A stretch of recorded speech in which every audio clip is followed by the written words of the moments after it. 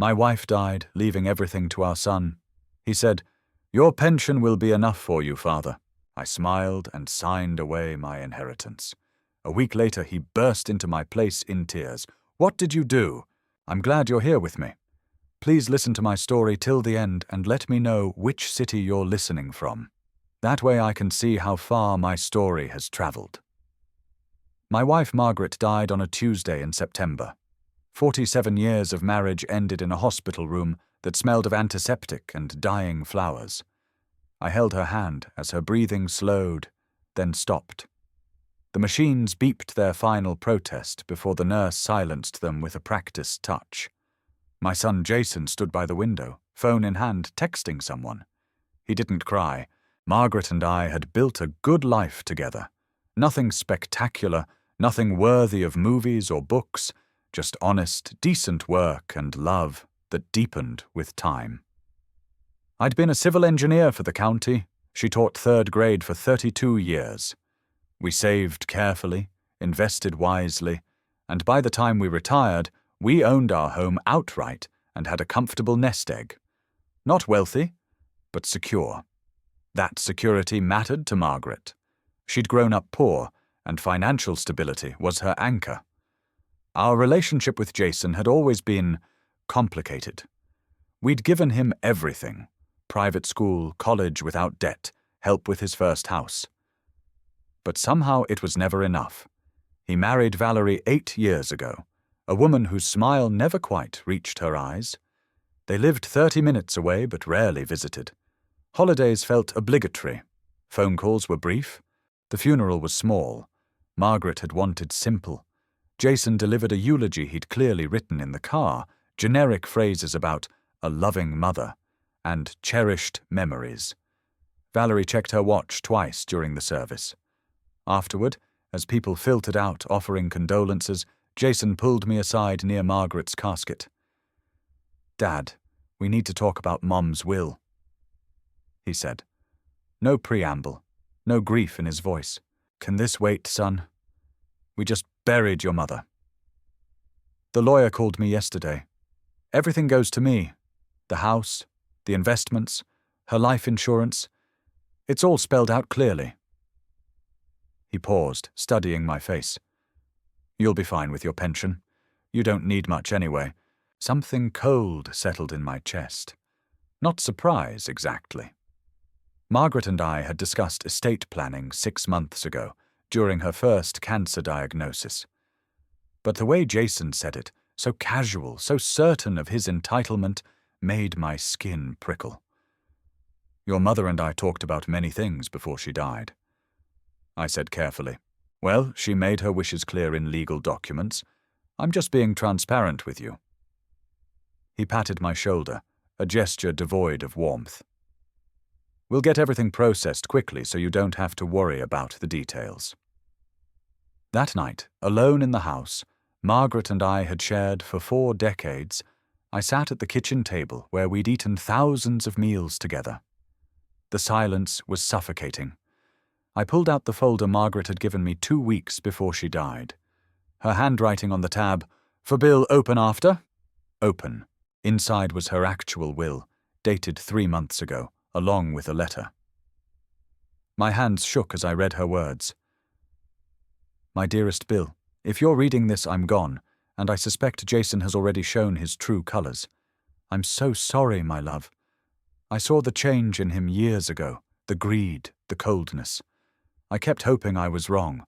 I made a decoy will, the one he has a copy of, leaving everything to him. But this is my real will, properly witnessed and notarized. Everything goes to you as it should. But Bill, there's something you must do first. You must formally refuse the inheritance from the fake will. Only then will the real will be filed and enacted. I've arranged everything with attorney Patricia Morrison. She has sealed instructions. Trust her. Trust yourself. Show Jason what happens when you underestimate the quiet man who loved me for 47 years. Be strong, my darling. You're stronger than you've ever known. All my love, Margaret." I read the letter 3 times. My brilliant, careful Margaret. She'd seen this coming and laid a trap for our own son. The next morning, Jason appeared at my door with papers. "I brought the inheritance refusal form," he announced, walking in without invitation. "It's just a formality. Since Mom left everything to me, you need to sign off confirming you have no claim. My lawyer prepared it." I looked at my son. This man I'd raised, coached in Little League, taught to ride a bike. Where had I lost him? Or had he always been this person, hidden beneath childhood smiles? "You really think your mother would leave me with nothing?" I asked quietly. "Dad, don't be dramatic. You have your pension, social security. That's plenty for one old man. Mom knew I have a family to support, expenses, opportunities. She was being practical." "Practical," I repeated. "Just sign it. Make this easy for everyone." I picked up the pen. Maybe it was the grief. Maybe it was Margaret's voice in my head, but I felt suddenly calm. Crystal clear. "You're right," I said. "Your mother was very practical." I signed the document. Jason's smile was triumphant as he folded the papers. "See, that wasn't hard. I'll handle everything from here. You just focus on whatever it is you do all day." He left without another word. No hug. No comfort. Just the sound of his car pulling away. I stood at the window, watching him go, and for the first time since Margaret died, I smiled. The day after I signed Jason's papers, I woke at 5:30, as I had every working day for 40 years. The bed felt enormous without Margaret. Her pillow still held the faint scent of her lavender shampoo. I lay there in the pre-dawn darkness, feeling the weight of her absence and the sharp clarity of what I'd set in motion. Jason thought he'd won. That was the point. I made coffee and sat at the kitchen table with Margaret's real will, her letter, and the contact information for attorney Patricia Morrison. Outside, the neighborhood stirred to life, sprinklers hissing, cars backing out of driveways, the distant bark of the Hendersons' dog. Normal Tuesday morning sounds. Nothing had changed for them. Everything had changed for me. What had I lost? Not in terms of inheritance, that was secured thanks to Margaret's foresight, but in terms of illusions. I'd lost the hope that my son might show genuine grief for his mother, that he might offer comfort to his widowed father, that somewhere beneath the greed and coldness lived the boy who once brought me dandelions and called them flowers. That loss hurt more than Margaret's death, in a different way. Grief for her was clean, honest, earned through love. This grief was contaminated with anger and shame. Shame that I'd raised someone capable of such callousness. Anger that he'd become this person despite our best efforts. But Margaret hadn't given up. She'd planned for this, and she'd trusted me to execute her final wishes. I called Attorney Morrison's office at 9 o'clock sharp. "Thornton." A woman's voice, crisp and professional. "I've been expecting your call. Margaret briefed me extensively. I assume recent events have unfolded as she predicted. My son presented me with inheritance refusal papers yesterday. I signed them. Perfect." I heard papers shuffling. "Jason filed the decoy will for probate 3 days ago. He's moving fast, probably wants everything processed before you reconsider. Now here's what happens next. The moment his version of the will completes probate, I'll file a challenge based on the existence of a later, properly executed will. Margaret's real will is dated 2 months after the fake one. Witnesses are unimpeachable, her oncologist and the hospital chaplain. Will Jason be able to fight it? He can try, but he won't succeed. Margaret was mentally competent. Her doctor documented that thoroughly. The will is airtight. However, Mr. Thornton, this won't be pleasant. Your son will be angry, possibly vengeful. Are you prepared for that?" Was I?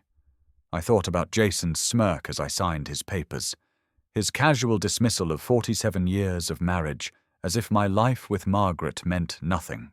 "I'm prepared," I said. "Good. Don't contact Jason. Don't explain anything. Let him think he's won until the legal papers hit.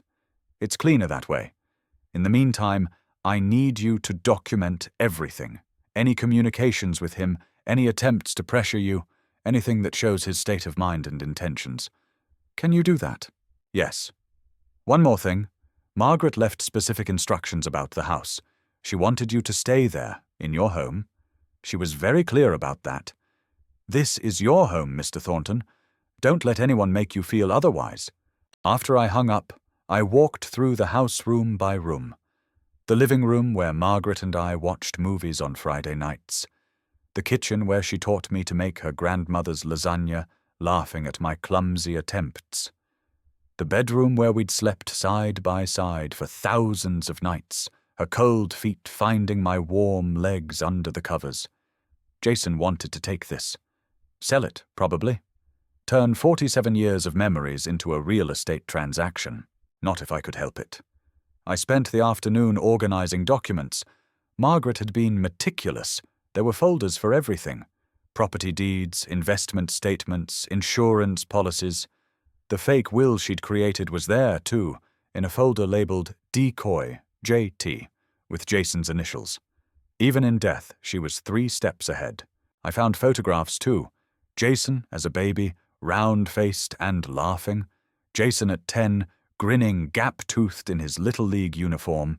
Jason at his college graduation, arm around Margaret, pride evident in both their faces. Where had that boy gone? Or had I simply seen what I wanted to see, a father's blind love painting over the cracks in his character? My phone buzzed. Text from Jason. Lawyer says probate takes 4 to 6 weeks. Don't worry, Dad. We'll get you set up in a nice senior community after. Something manageable. A senior community. He was already planning to evict me. I deleted the text and picked up my phone. Time to start documenting everything, just as Patricia Morrison advised. I took a screenshot of Jason's message, noting the date and time. Then I opened a new document on my computer and began writing down every interaction with Jason since Margaret's death. His words at the funeral, his demand for signatures, his dismissive attitude, evidence. Margaret had taught me that evidence matters. The trap was set. Now I just had to wait for it to spring. 3 weeks after Margaret's funeral, Jason called. Great news, Dad. The will cleared probate faster than expected. We can start processing everything next week. That's quick, I said neutrally. My lawyer knows people. Listen, Valerie and I want to take you to lunch Saturday. Discuss your living arrangements. We've found a really nice place in Beaverton, small but clean, activities included. You'll make friends your own age. Friends my own age. As if Margaret and I hadn't built friendships over decades in this neighborhood. As if I were a child being enrolled in daycare. Saturday works, I said. Perfect. We'll pick you up at noon. He paused. And Dad? Start packing up Mum's things. We'll need to get the house on the market soon. Real estate's hot right now. That same afternoon, Patricia Morrison filed the challenge. I wasn't there, but she called me immediately afterward. It's done, she said. Legal notice has been served to Jason's attorney. He'll know by end of business today that there's a competing will claim. Brace yourself, Mr. Thornton. The storm's coming. The storm arrived at 6:43 p.m. My doorbell rang insistently, someone pressing it multiple times in rapid succession. I opened the door to find Jason, face flushed, jaw clenched. Valerie stood behind him, arms crossed, expression cold. What the hell did you do? Jason pushed past me into the house. You filed a challenge? Another will? Your mother's actual will, I said calmly. The real one. That's impossible. I have Mum's will. I've had a copy for months. You have a will, not the only will, not the most recent one. Valerie stepped forward. This is ridiculous. Margaret showed us that will personally. She explained everything. She said Jason should have the estate because he has children to provide for, future generations to consider. Margaret never said that to you. I interrupted. She didn't need to. She knew exactly what you both expected, and she let you believe it. Jason's face darkened. You're doing this out of grief, Dad. You're not thinking clearly. Mom died. You're alone. You're confused. I'm 72, not senile, and I'm thinking more clearly than I have in years. This will destroy you in court. We'll prove incompetence, undue influence, whatever it takes. You're going to lose, and you're going to look pathetic doing it. Margaret's will was written while she was undergoing cancer treatment, I said quietly. Her oncologist witnessed it and documented her mental competency. The hospital chaplain was the second witness. Both will testify she was sound of mind and acting of her own free will. Can you say the same about your version? The silence that followed was electric. Jason's expression shifted from anger to confusion to something harder to read. Calculation, perhaps. Why would Mom do this? His voice dropped. Why would she lie to us? She didn't lie. She tested, and you failed. Valerie's laugh was harsh. This is insane. You're inventing some conspiracy theory because you can't accept that Margaret didn't trust you with the inheritance. She left me everything, I said. The house, the investments, the life insurance, everything. That's why you're here, isn't it? Because your lawyer just told you. Jason slumped into a chair, the fight draining out of him momentarily.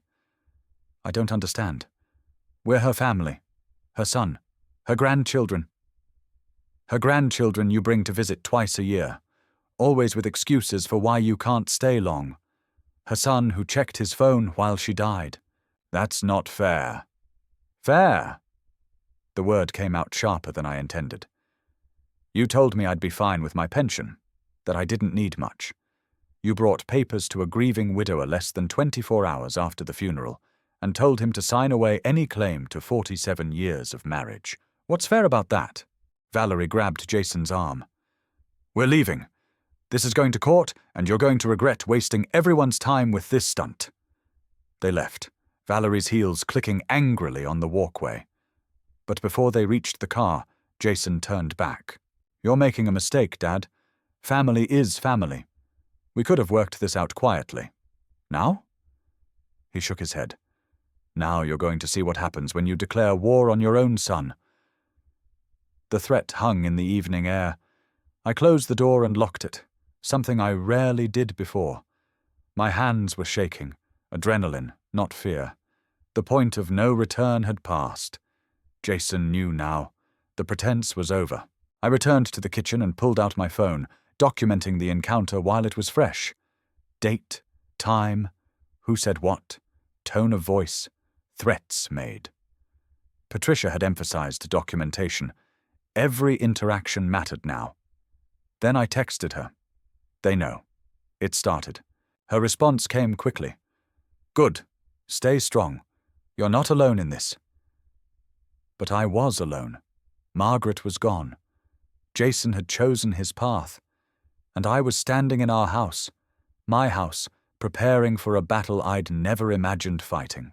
I walked to the mantel where Margaret's urn sat, surrounded by photos of our life together. 47 years compressed into ash and memories. I'm doing this right, I told her. Just like you planned, I promise. The house settled around me, familiar creaks and sighs. Home, my home. And I wasn't giving it up without a fight. The legal machinery moved forward with impersonal efficiency. Patricia filed motions. Jason's lawyer filed counter-motions. Court dates were set, then postponed, then reset. The process would take months, Patricia warned me. Maybe longer if Jason fought hard. He fought hard. 2 days after our confrontation, a process server appeared at my door with a lawsuit. Jason was suing me personally for emotional distress and defamation of character, claiming I'd spread false allegations about his relationship with Margaret. The suit was nonsense. Patricia dismissed it as a harassment tactic. But it was also strategic. Legal fees for defending even a frivolous lawsuit would drain resources. He's trying to bleed you dry, Patricia explained during our meeting. Make you give up rather than fight on multiple fronts. It's a common strategy. I'm not giving up. I know. That's why Margaret chose you. She smiled slightly. And why Jason underestimated you. He thinks you're just a quiet old man. He has no idea who he's dealing with. But Jason was learning, and he was getting desperate. The campaign started small. Calls to my neighbors asking if they'd noticed concerning behavior from me. Was I wandering? Forgetting things? Showing signs of dementia? Mrs. Chen next door told me about it, concerned. That boy of yours was asking strange questions, she said. I told him you're sharp as a tack and to mind his own business. Then came the social media posts. Valerie, suddenly very active online, sharing vague messages about family betrayal and elder confusion and the painful reality of watching parents decline. Never naming me directly, but friends and extended family knew. I started receiving concerned calls. Was I okay? Did I need help? Was there truth to what they were hearing? The whisper campaign was clever. Plant doubt about my competency without direct confrontation. Make people question whether Margaret's second will was legitimate or the product of manipulation of an old man in grief. But they overplayed their hand. 3 weeks into the legal battle, Jason and Valerie appeared at my door again. This time, they brought Valerie's brother, Marcus, a large man with crossed arms and an intimidating stance. The message was clear. We're serious now.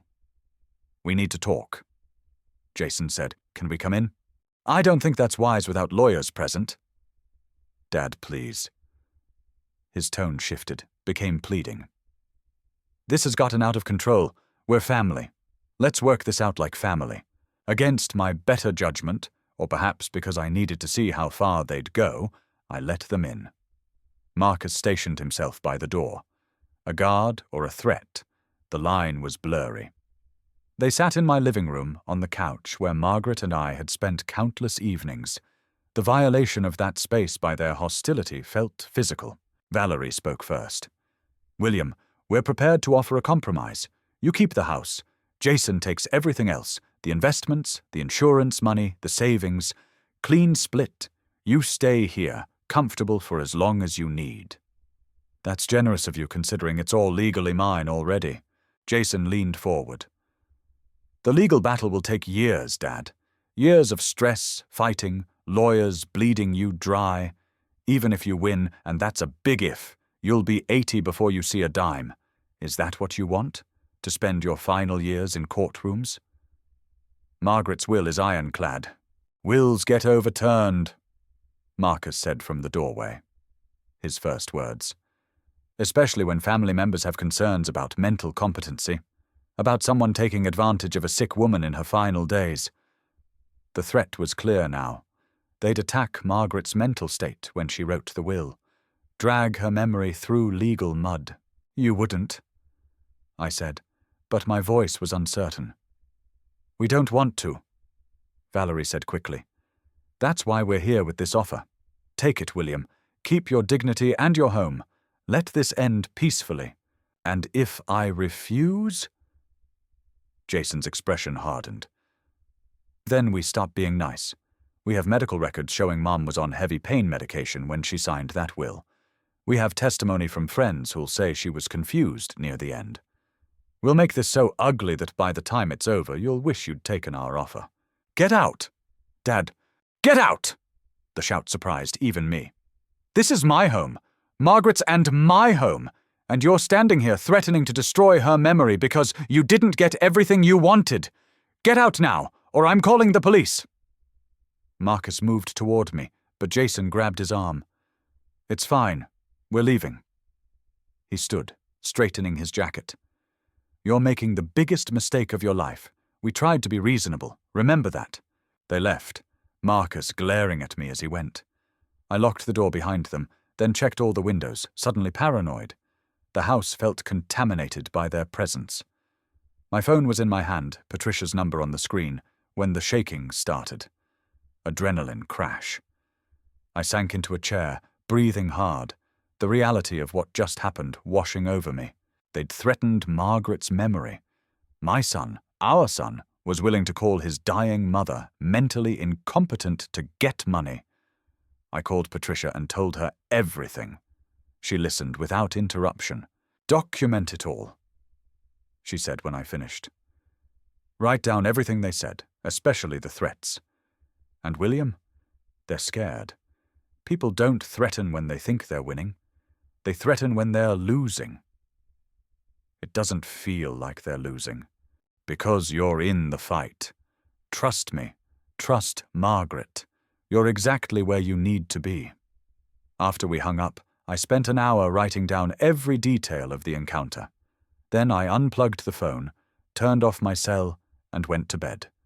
It was 3 in the afternoon, but I couldn't stay awake anymore. I slept for 14 hours. The next day I didn't answer the door or check messages. I sat in the garden Margaret had tended, watching her roses bloom, letting the quiet heal me. They wanted a war? Fine. But even in war, soldiers needed rest, and I was preparing for the next battle. After 3 days of self-imposed isolation, I emerged to find 27 missed calls and a dozen text messages. Most were from Jason, the tone shifting from angry to conciliatory to concerned. The pattern was transparent: rage when control tactics failed, sweetness when trying to regain the upper hand. I deleted them all without responding. The 4th day, a flower delivery arrived. Expensive arrangement, the kind Margaret had always loved but thought too extravagant. The card read, "Dad, I'm sorry. We went too far. Can we please talk? You're all the family I have left." Jason, I gave the flowers to Mrs. Chen. "Someone sent these by mistake," I said. The 5th day brought a different approach. An envelope in my mailbox, hand-delivered, no postage. Inside was a check for $50,000 and a note in Jason's handwriting. "Dad, this is your share of Mom's life insurance. I already received the payout. I know things have been difficult, and I haven't been the son you deserved during this time. Please accept this as a gesture of good faith. Let's end the legal fighting. The money's yours regardless of what you decide, because you're my father and I love you. Jason." I stared at the check for a long time. $50,000. Not the full amount. Margaret's policy had been for $200,000. But enough to make many people reconsider their position. Enough to seem generous while retaining the lion's share. The manipulation was almost artful. Accept the money, and I'd be accepting his narrative. That he was the rightful inheritor who was graciously sharing with his father. Refuse it, and I'd look stubborn, greedy, unreasonable. I photographed the check and the note, then locked them in my desk drawer. Evidence, not temptation, Patricia called that afternoon. Jason's lawyer reached out. They want to settle. They're offering you the house, free and clear, plus $75,000. You drop the will challenge, they get everything else. No. William, that's not an insignificant offer. No, I repeated. Margaret left me everything for a reason. I'm not negotiating away her wishes because Jason's learned to fake remorse. There was a pause. Then, "Good. I had to present the offer, but I'm glad you said no. Margaret told me you were the strongest man she'd ever known. She said most people mistake quietness for weakness. She said you'd prove them wrong." Those words steadied something in me that had been wobbling. The attempts continued. Jason showed up at church that Sunday, the first time he'd attended in years, sitting beside me in the pew, acting the devoted son. People noticed. Afterward, he put his arm around my shoulders for the congregation to see, speaking loudly about getting through this difficult time together. Performance theatre, casting me as the confused widower and himself as the caring child. I said nothing, just smiled politely and left. But I wasn't alone in seeing through it. Pastor Reynolds called me that evening. "Bill, I've known you and Margaret for 20 years. I was at the hospital when she died, and I'm one of the witnesses on her real will." "I know, Pastor." Jason came to my office after the service, wanted to know what I'd witnessed, whether Margaret had seemed herself that day, whether you'd been present when she signed documents. He paused. I told him the truth. Margaret was completely lucid, acting of her own free will, and you weren't even there when she asked me to witness her signature. She came alone, with her lawyer. She knew exactly what she was doing. Thank you. More than that, there's a group here at church, folks who've known you both for years. We've been watching what's happening. We want you to know you're not alone in this. Mrs. Henderson, the Patels, Tom Morrison, a few others. We see what's really going on. The relief was unexpected. I'd been so focused on the legal battle that I hadn't considered how isolated I'd become. Would you all meet with Patricia Morrison? I asked. My lawyer. She might need character witnesses. Already ahead of you. She called me yesterday. We're meeting Tuesday. After we hung up, I sat in the growing darkness of my living room, not bothering to turn on lights. For the first time since Margaret's death, I didn't feel completely alone. There were people who knew the truth, who knew me, who knew her. Jason's car drove by slowly that night around 10 p.m., then again at midnight, circling, watching, trying to understand why his tactics weren't working. I stood at the window, visible in the lamplight, and stared back. Let him watch. Let him wonder. Let him realize that his father wasn't the doddering old man he'd imagined. The game had changed.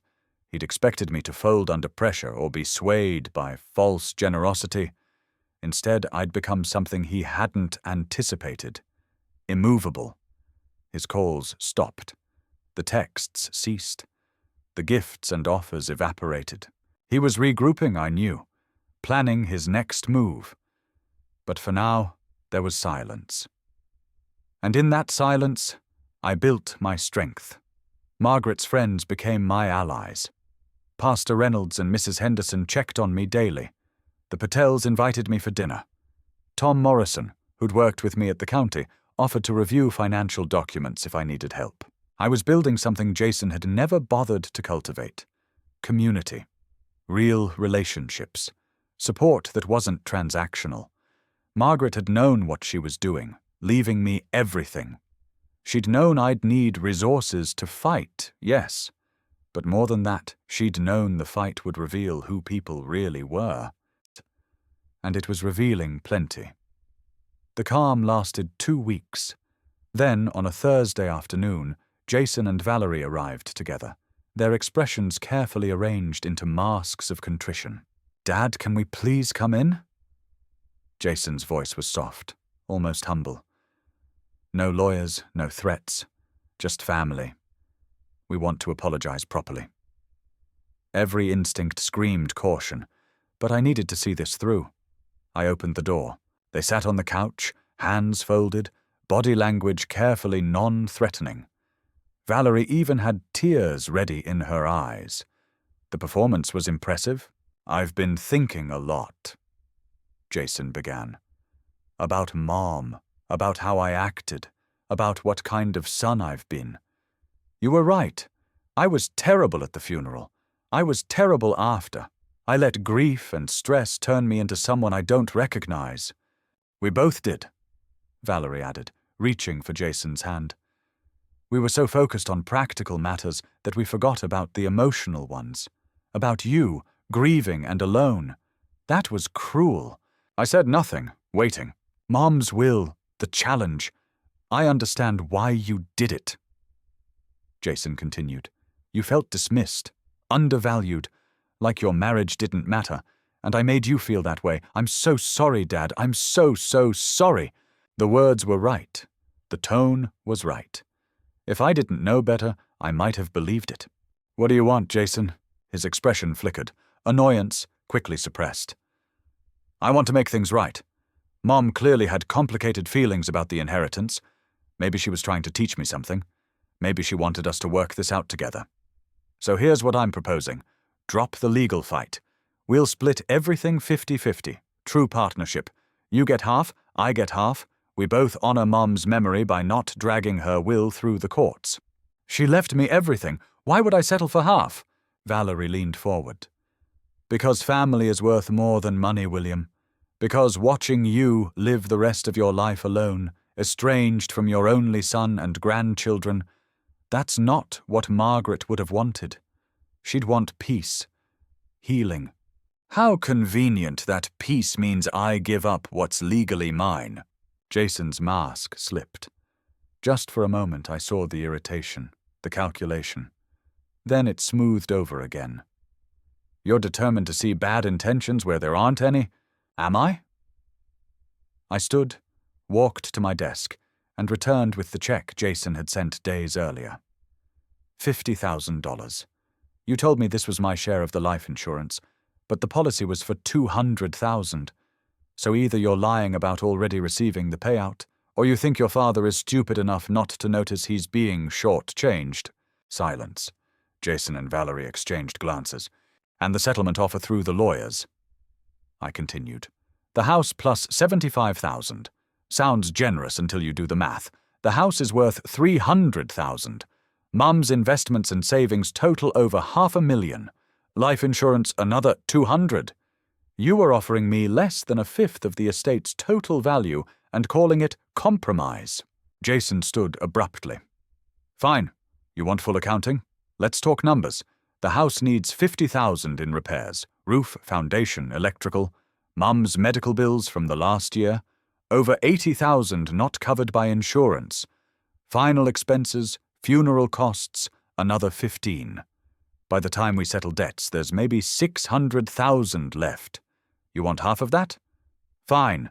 $300,000 for you, $300,000 for me. That's my final offer. That's not what the will says. The will! Jason's composure shattered completely. This obsession with the will. You think Mum was some kind of mastermind setting traps? She was dying, Dad. Confused, medicated, scared. She signed whatever papers people put in front of her. She was lucid until the last day. Her doctor will testify to that. Valerie stood, her expression now openly hostile. You're being stubborn and selfish. We came here extending an olive branch, and you're throwing it back in our faces. You came here trying to manipulate me into giving up what Margaret wanted me to have. What Margaret wanted? Jason's laugh was bitter. You know what I think? I think you manipulated her. A sick, dying woman, and you convinced her to change her will, to cut out her own son, because you were scared of being alone and poor. The accusation hung in the air, ugly and sharp. That's what you're going to argue in court? I asked quietly.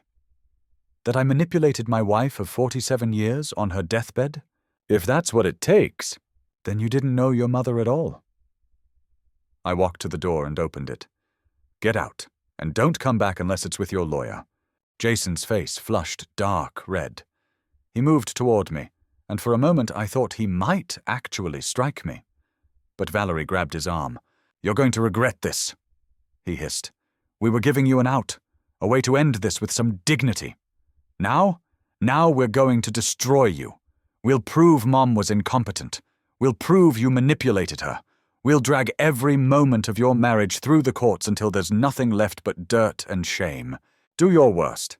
Valerie pulled him towards the door, but Jason resisted, needing the last word. You think your church friends will support you when we're done? When everyone knows what you really are?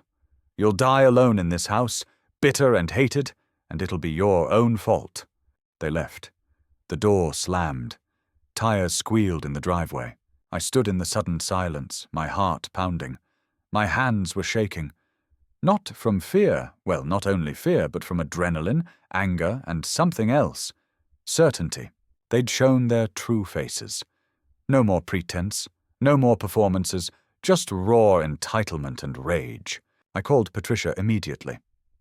They came to the house, tried to get me to settle. When I refused, they threatened to destroy Margaret's reputation in court.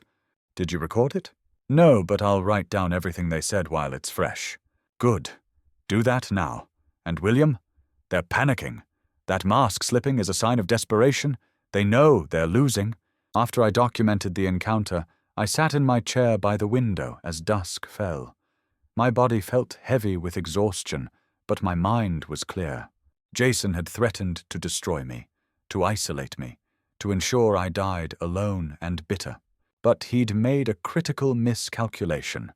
I wasn't afraid of being alone. I'd already lost the person who mattered most. I wasn't afraid of dying. At 72, mortality was a companion, not a surprise. I was only afraid of failing Margaret, of letting her final wishes be twisted and discarded. And that fear didn't weaken me. It fueled me. I wasn't backing down. The court hearing was scheduled for a grey Monday in November, 6 months after Margaret's death. 6 months of legal motions, depositions, and increasingly desperate moves by Jason's legal team. Patricia Morrison had been right. They'd attacked Margaret's mental competency, produced medical records showing pain medication, found a neighbor who testified Margaret had seemed confused in her final weeks, painted a picture of a dying woman, vulnerable and manipulated by her husband. But they'd underestimated how thoroughly Margaret had prepared. The courtroom was smaller than I'd expected, wood-paneled and fluorescent lit, smelling faintly of coffee and anxiety.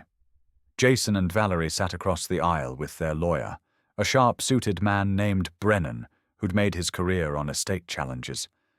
They looked confident.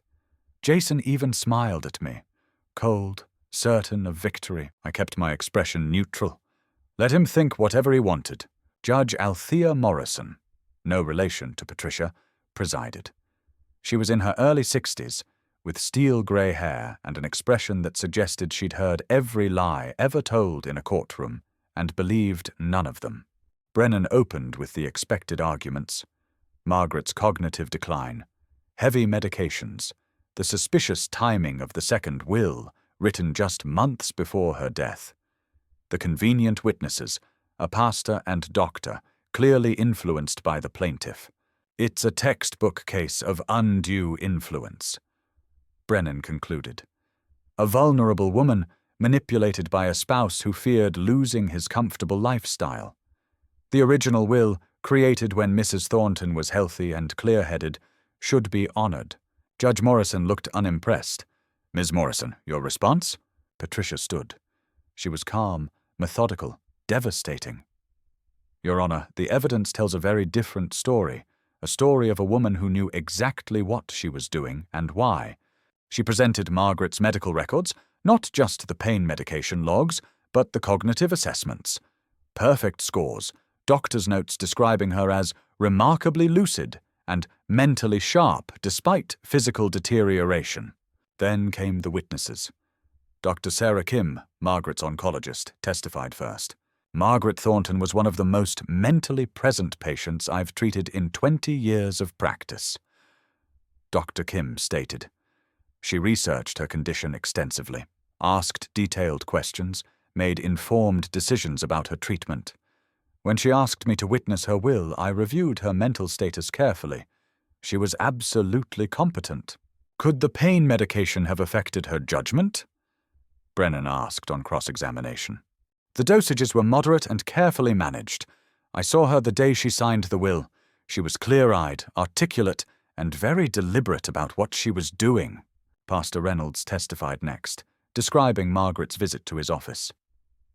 She told me she needed to fix a mistake, he said, that she'd created a false will to test her son's character, and now she needed to ensure her true wishes were documented. She wasn't confused or coerced. She was determined. But the critical moment came when Patricia introduced evidence I hadn't known existed. Your Honor, Mrs. Thornton anticipated challenges to her will. She took unusual steps to document her intent. Patricia held up a DVD. This is a video recording, made 1 week before Mrs. Thornton's death, in which she explains her decisions in her own words. The courtroom went still. Jason's face drained of color. The judge nodded. Let's see it. The screen flickered to life, and there was Margaret, sitting in a hospital bed, thin and pale but unmistakably present. Her voice was weak but clear. My name is Margaret Ann Thornton. Today is September 3rd.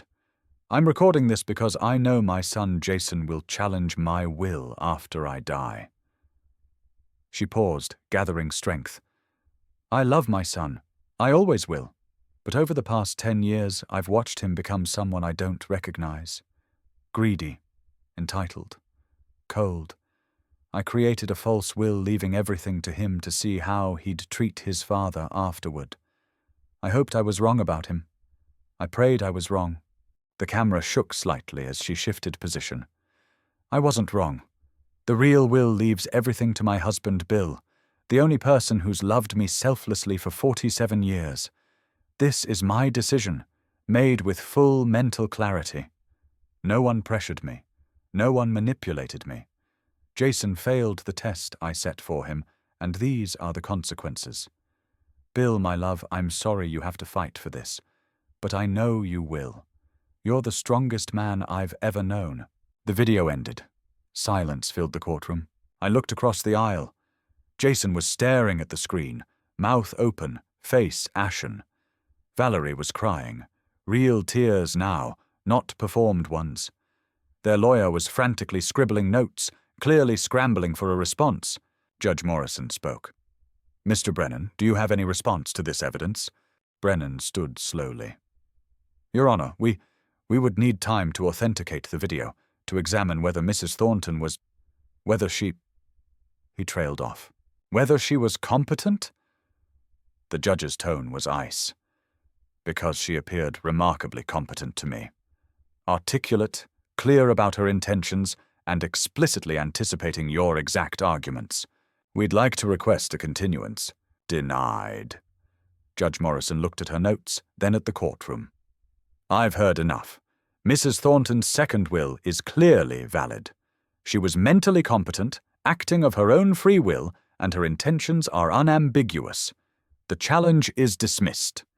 The will dated August 15th stands as Mrs. Thornton's final testament. The gavel struck. Jason made a sound. Half gasp, half sob.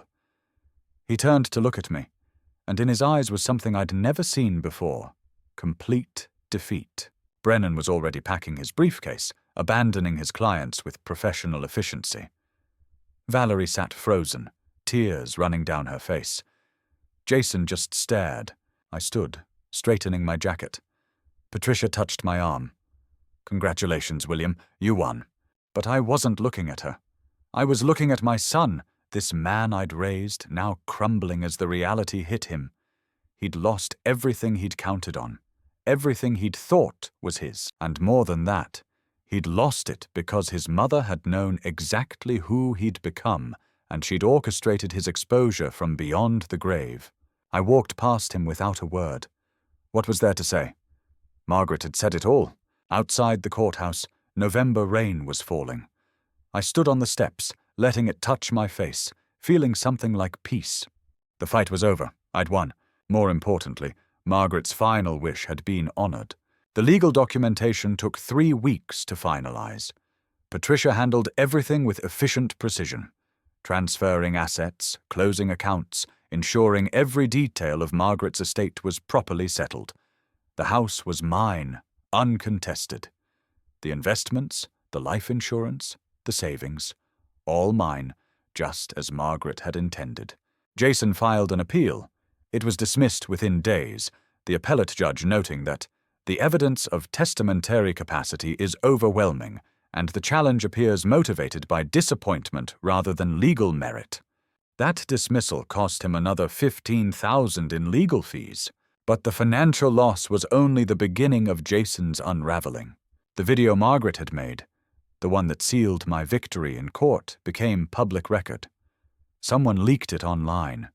Within days, it had been viewed thousands of times, shared across social media with captions like, "Dying mother exposes greedy son," and "The will test that revealed true character." Jason's employer, a mid-sized financial consulting firm, conducted an internal review. Having an employee publicly exposed for attempting to defraud his dying mother's widower was apparently bad for business. They didn't fire him outright. That would have been legally risky, but he was transitioned to a lower position with reduced responsibilities and a significant pay cut. Valerie's social media presence, once carefully curated with blessed posts and family photos, became a liability. Friends and acquaintances commented on her older posts, asking pointed questions. Her book club quietly asked her not to return. The country club, where they'd been members for 5 years, declined to renew their membership, citing misalignment with club values. The social exile was comprehensive and swift. In a community where reputation mattered, they'd become pariahs. Their financial situation deteriorated rapidly. The legal fees had totaled over $80,000. The pay cut meant Jason's income dropped by 40%. They'd taken out a second mortgage on their house to fund the court battle, counting on winning the inheritance to pay it off. Now they owed far more than they could pay.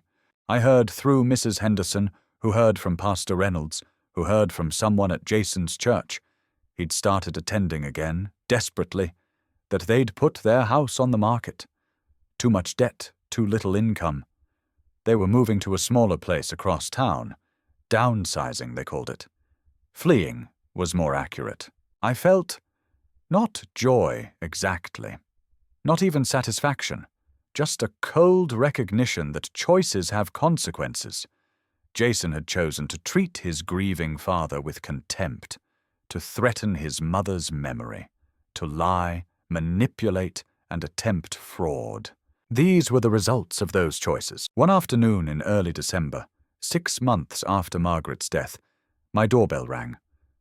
I opened it to find Jason standing alone on my porch. He looked terrible, thinner, older, wearing a jacket that had seen better days. "I won't come in," he said immediately. I needed to say something." I waited. "I'm sorry." His voice cracked. "For all of it. For how I treated you, how I treated Mom's memory, for everything. I know it doesn't matter now. I know I can't undo it. But I needed to say it." "Why?" I asked. Not cruelly, just honestly curious. "Why now?" "Because I lost everything.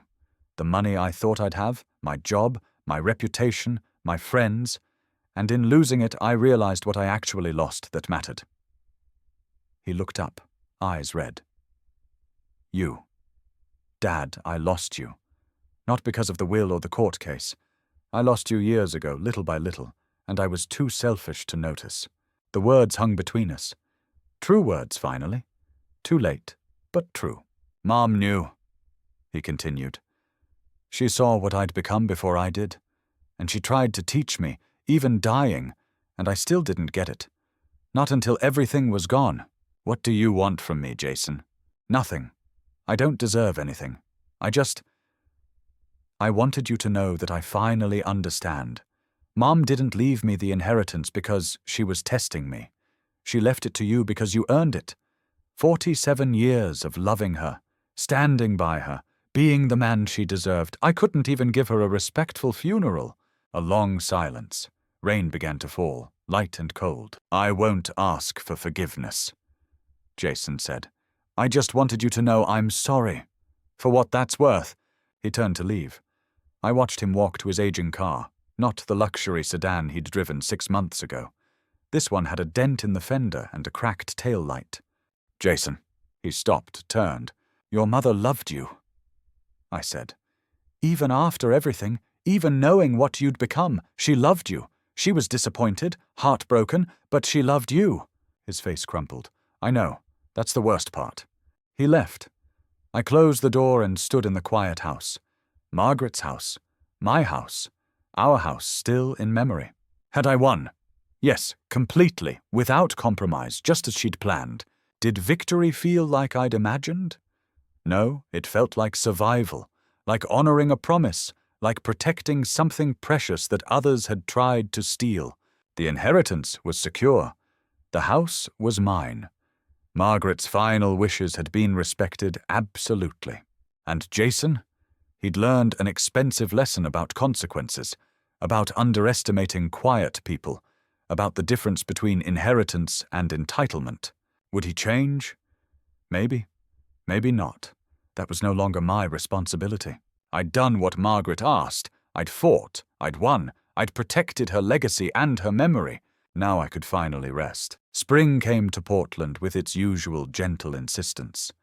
The roses in Margaret's garden, my garden now, bloomed in profusion, fed by months of careful tending.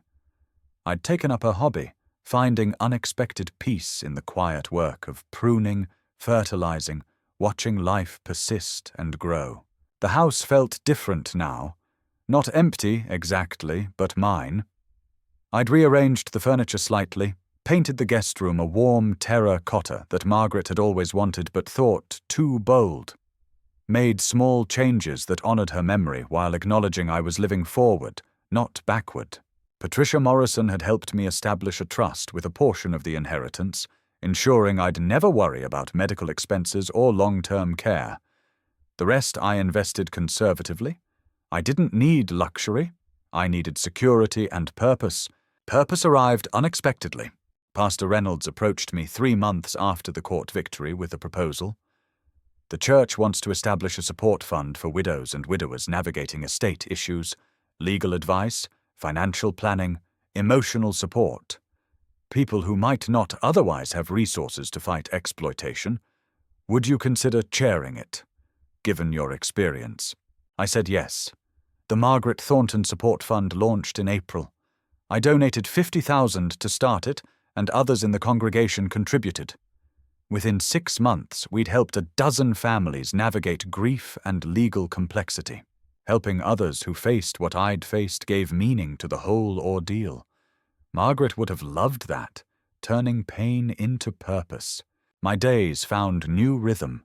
Morning coffee in the garden, volunteer work 3 days a week, lunch with friends from church, evening walks through the neighborhood where Margaret and I had lived for decades. Mrs. Chen and I traded plants and gossip. The Patels included me in their family dinners. Tom Morrison and I attended Trailblazers games together. I wasn't alone. Lonely sometimes, yes, grief came in waves, but not alone. I'd even started dating, cautiously. Linda, a retired librarian I'd met at a library board meeting. Nothing serious yet, but pleasant. Companionship, conversation, the gentle possibility of something more. Margaret would have wanted that for me. She'd said so in one of our final conversations. Life wasn't perfect. I missed Margaret every day, but it was good. Stable, full of small joys and meaningful connections. Jason's trajectory had gone the opposite direction. Through the community grapevine, I didn't seek information, but in a tight-knit area, word travels, I learned the extent of their collapse. They'd sold the house at a loss, underwater on the mortgage, moved to a rental apartment in Gresham, farther from the city, cheaper area. Jason's reduced income combined with the massive debt meant they were barely scraping by. Valerie had taken a retail job at Target. The woman who'd once posted Instagram photos from wine country and luxury vacations was now working checkout lanes, wearing a red vest and a false smile. Jason's career never recovered. The financial consulting firm kept him nominally employed, but gave him no significant clients. He was being managed out, kept on just long enough to avoid wrongful termination claims, made so uncomfortable he'd eventually quit. 6 months after the trial, he did.